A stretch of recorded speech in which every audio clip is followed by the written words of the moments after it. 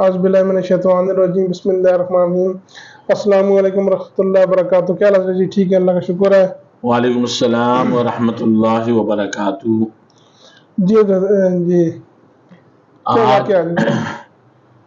نحمدہ ونصلی ونسلم علی رسولہ الکریم، اما بعد فاعوذ باللہ من الشیطان الرجیم، بسم اللہ الرحمن الرحیم۔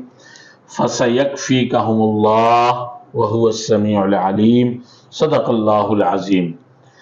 آج ہماری گفتگو کا موضوع ہے حضرت عثمان رضی اللہ تعالی عنہ کی شہادت۔ حضرت عثمان رضی اللہ تعالی عنہ جناب نبی کریم صلی اللہ علیہ وسلم کے دوہرے داماد ہیں، آپ کے صحابی ہیں۔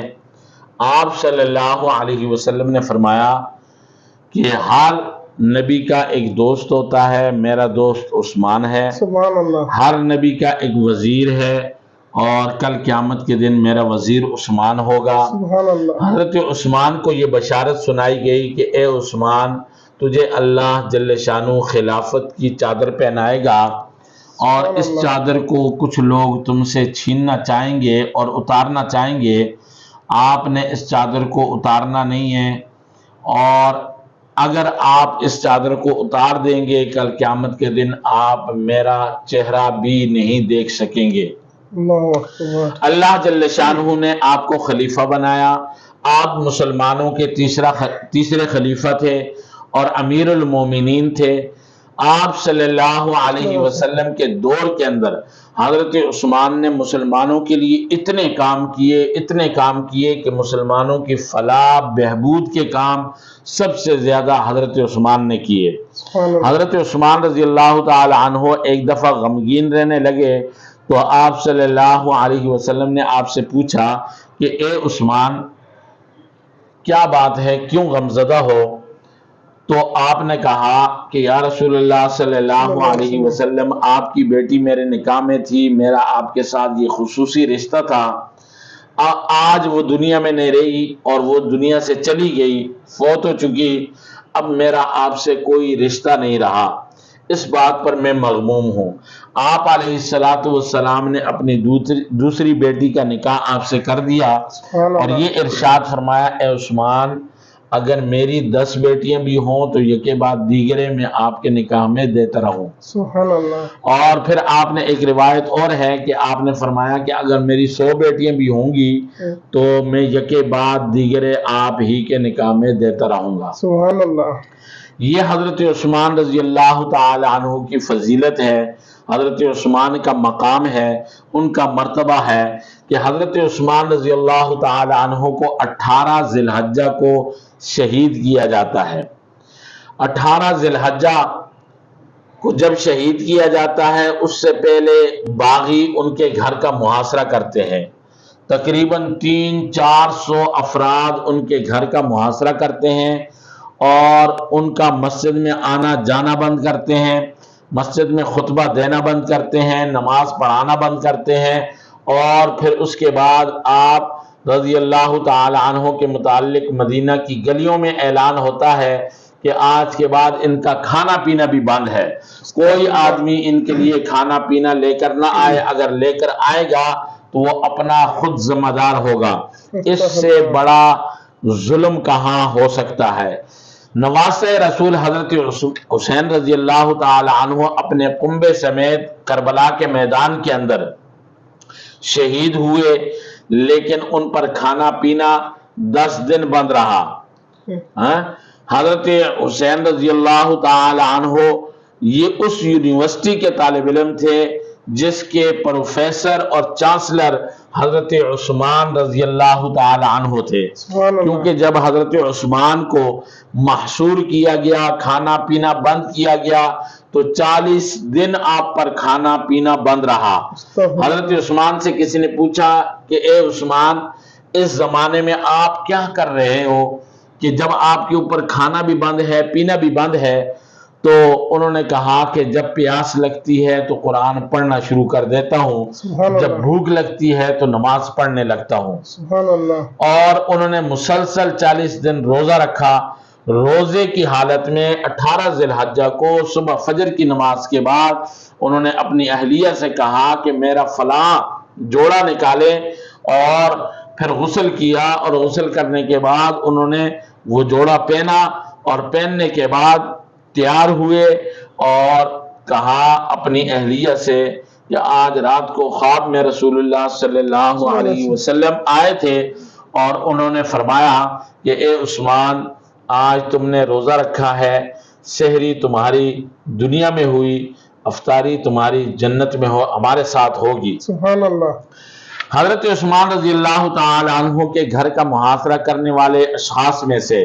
کچھ لوگ دیواریں پھلانگ کر اندر داخل ہوتے ہیں اور حضرت عثمان رضی اللہ تعالی عنہ قرآن مجید پڑھ رہے ہوتے ہیں۔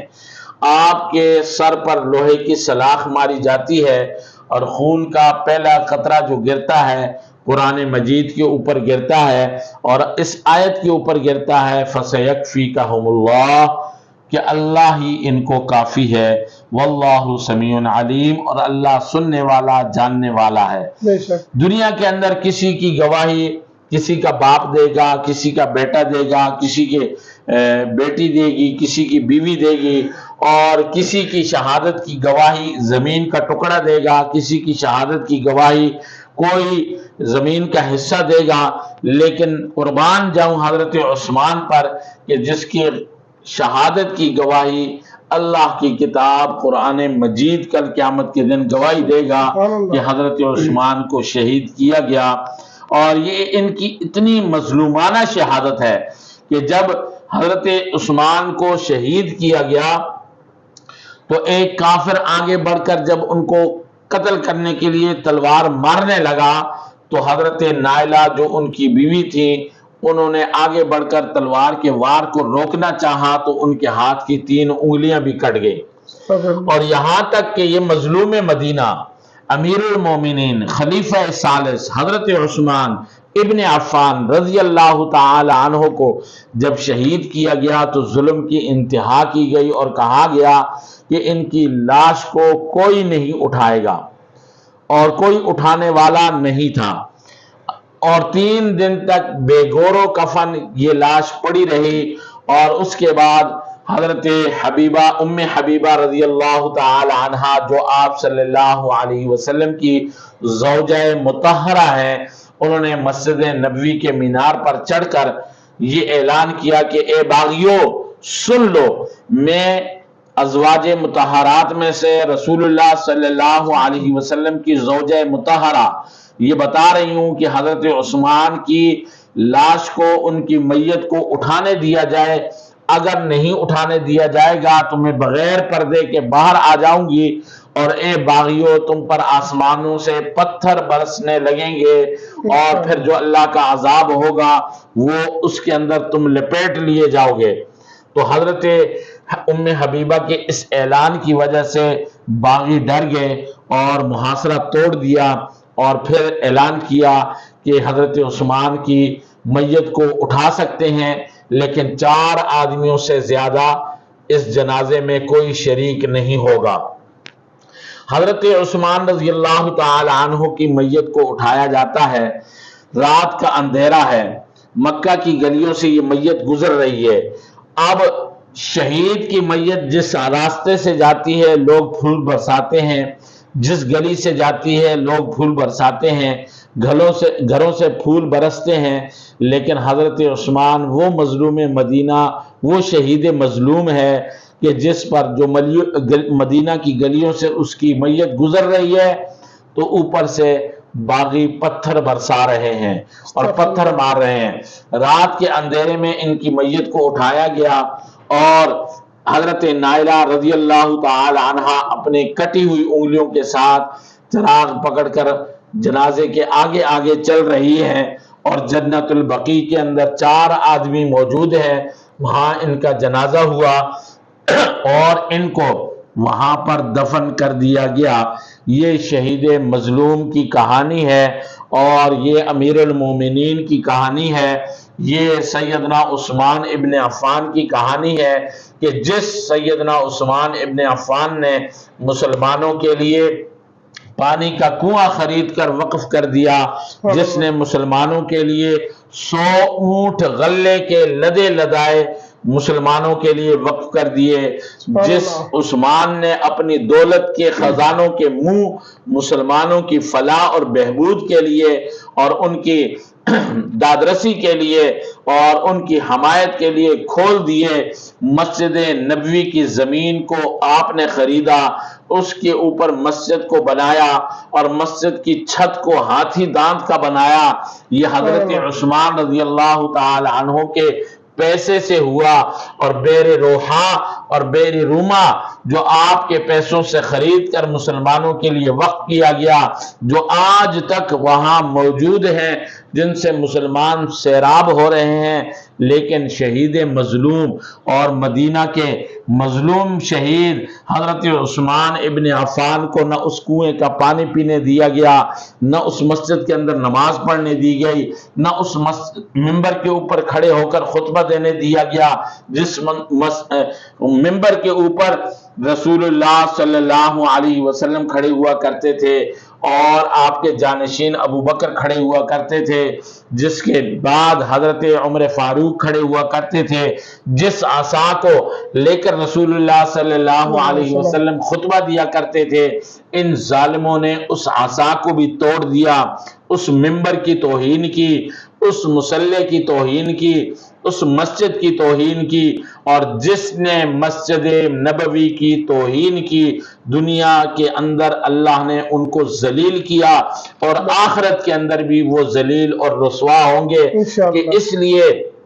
کہ وہاں مدینہ کی مسجد کے اندر ایک ٹکڑا ایسا ہے جسے رسول اللہ صلی اللہ علیہ وسلم نے فرمایا روضۃ من ریاض الجنہ، کہ یہ جنت کے ٹکڑوں میں سے ایک ٹکڑا ہے۔ جو جنت کی توہین کرے، جو جنت کے ٹکڑے کی توہین کرے، جو جنت کی حیثیت کو برباد کرنے کی کوشش کرے، اللہ ان کو تباہ و برباد کرتا ہے۔ یہی حال ان باغیوں کے ساتھ، ان محاصرہ کرنے والوں کے ساتھ، انہی لوگوں کے ساتھ ہوا جنہوں نے حضرت عثمان کو شہید کیا، کہ ان کو چن چن کر ہلاک کیا گیا،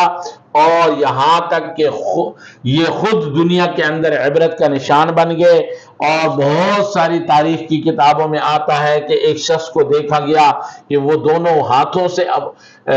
جو ہے معذور تھا، دونوں پاؤں سے معذور تھا اور اپاہج تھا، اور دمشق کی جامع مسجد کی سیڑھیوں پر بھیک مانگ رہا تھا، اور اس نے بتایا کہ میں وہ بدبخت انسان ہوں جس نے حضرت عثمان ابن عفان رضی اللہ تعالی عنہ کے چہرے پر تھوکا تھا، میں وہ بدبخت انسان ہوں جس نے حضرت عثمان کے سر پر لوہے کی سلاخ ماری تھی، میں وہ بدبخت انسان ہوں جس نے حضرت عثمان رضی اللہ تعالی عنہ کو لاش کی بے حرمتی کی تھی۔ یہ